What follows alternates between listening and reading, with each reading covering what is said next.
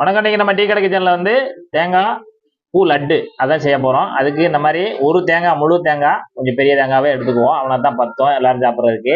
இந்த மாதிரி அந்த கருப்பு தோலியெல்லாம் நல்லா சீவி எடுத்துட்டு நல்லா கழுவி நல்லா உலர வச்சு எடுத்துக்குவோம். இதே மாதிரி எல்லாமே கொஞ்சம் மிக்சி அடிக்கிற அளவுக்கு துண்டு பண்ணி வச்சுக்குவோம். இப்போ தேங்காயோட தன்மை பார்த்தீங்கன்னா ரொம்ப இலசா இருக்கக்கூடாது, ரொம்பையும் எண்ணெய் காய் மாதிரி இருக்கக்கூடாது. நல்லா மீடியமாக எப்பயும் போல் இந்த மாதிரி நல்லா காயாக இருக்கும். இந்த மாதிரி எடுத்துக்கோங்க. இப்போ எல்லாத்தையுமே இதில் சேர்த்து நல்ல ஒரு பூ போல அதை நல்லா சுத்த விட்டு எடுத்துக்கிறணும். இப்போ நான் அதை அரைச்சிட்டு எப்படின்னு காமிக்கிறேன். இப்போ இந்த மாதிரி நல்லா பூ போல நம்ம மிக்சி ஜார்லேயே நல்லா துருவி அடித்து எடுத்துக்கிறணும். தேங்காய் பூ லட்டு செய்ய போகிறோம். அந்த நம்ம நல்லா மிக்சியில் பூ போல் அடித்து வச்சிருக்கிறத இந்த மாதிரி ஒரு பாத்திரத்தில் சிம்மிலே வச்சு எல்லாத்தையும் உள்ளே போட்டு நல்லா, அதாவது கரிகிராத அளவுக்கு அந்த ட்ரை ஆக்கி எடுத்துக்கிறணும். இப்போ நம்ம வந்து இந்த மாதிரி ஒரு பாத்திரத்தில் அந்த நம்ம பூ போல் நம்ம மிக்சி ஜாரில் அடித்து வச்சிருக்கத நம்ம இதில் பாத்திரத்தில் சேர்த்து சிம்மில் வச்சுக்கோங்க. இதில் நெய்யோ எண்ணெயோ எதுவும் சேர்க்க வேண்டாம். அந்த நம்ம ஈரமாக இருக்கக்கூடிய அந்த தேங்காய் பூவை வந்து நல்லா ட்ரை பண்ணிக்கலாம், அதாவது நல்லா உலர வச்சுக்கலாம் கருகாத அளவுக்கு. நல்லா அடுப்பை வந்து ரொம்ப சிம்மிலே வச்சுக்கோங்க.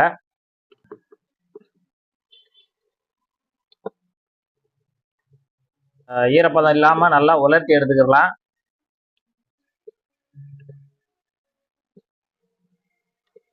இப்போ தேங்காய் பூ லட்டு வந்து ரொம்ப சீக்கிரமாக எளிமையாக செய்யக்கூடியது தான். நம்ம தேங்காய் இருந்தால் போதும். அதுக்கு தேவையான பொருளும் கம்மியான பொருள் தான். சாயந்தரம் சட்டுன்னு ஒரு 5 நிமிஷம் 10 நிமிஷத்துலேயே நம்ம ரெடி பண்ணிடலாம். நல்லா உடம்புக்கும் நல்லதும் கூட. சின்ன பிள்ளைங்களுக்கு சாயந்தரம் ஸ்நாக்ஸுக்கு ரொம்ப பயன்பாடாக இருக்கும். இப்போ நம்ம தேங்காய் பூவை நல்லா ஒரு 5 நிமிஷம் நல்லா அந்த மாதிரி பொழுன்னு அந்த கொஞ்சம் ஈரப்பதம் நல்லா ட்ரை ஆகுற வரைக்கும் நல்லா அந்த மாதிரி ஒயிட்டாகவே நம்ம பிரட்டி நல்லா கிண்டி விட்டு எடுத்துக்கணும். இதில் வந்து கொஞ்சமாக இந்த அளவுக்கு ஒரு கரண்டி தனியாக எடுத்து வச்சுக்கோங்க. இந்த அளவுக்கு தனியாக எடுத்து வச்சுக்கோங்க. இப்போ இது வந்து பால் ஒரு 1/2 டம்ளரு, நம்ம தேவைக்கு தக்கன தான் பால். இது வந்து காய்ச்சி நல்லா ஆற வச்ச பால். அதை கொஞ்சம் கொஞ்சமாக சேர்த்துக்கிறோம். இப்போ ஒரு 1/4 டம்ளர் சேர்த்து இதோட சேர்த்து நல்லா கிண்டி கொடுத்துக்கிடுவோம். பால் கிட்டத்தட்ட ஒரு 1/2 டம்ளர் வரைக்கும் தேவைப்படும். 1/2 டம்ளர் பால், நல்லா திக்கான பால், நம்ம வீட்டில் சாதாரணமாக காய்ச்சி ஆற வச்ச பால் தான். அதையும் நல்லா இதில் போட்டு அந்த தேங்காய் பூவோடு சேர்த்து நல்லா கிளறி கொடுத்துக்கிறணும்.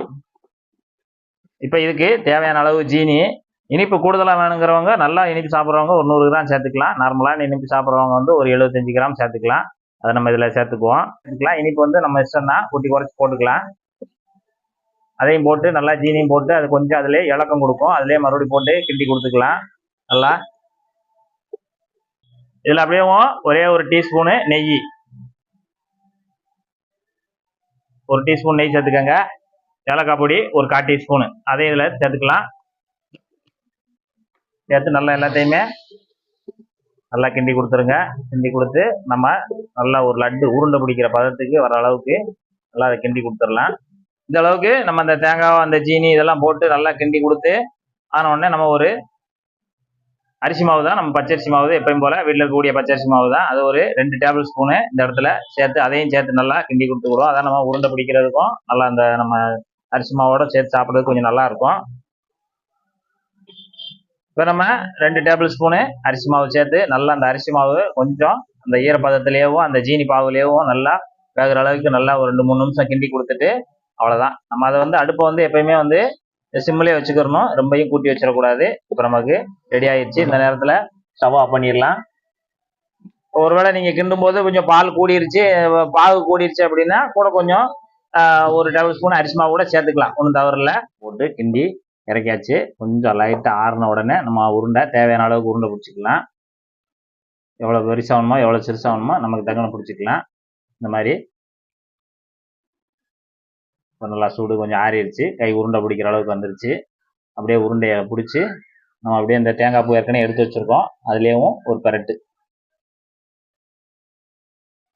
அவ்வளோதான். இந்த அளவுக்கு பரட்டி அப்படியே நம்ம வேற ஒரு தட்டில் எடுத்து வரிசைக்காக வச்சுக்கலாம்.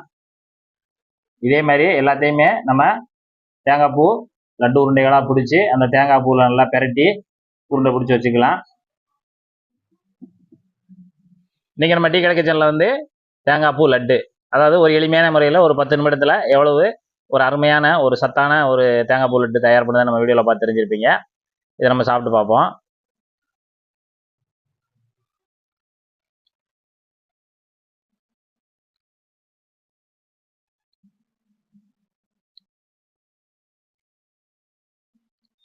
இப்போ தேங்காய் பூ லட்டு வந்து ரொம்ப அருமையாக இருக்குது.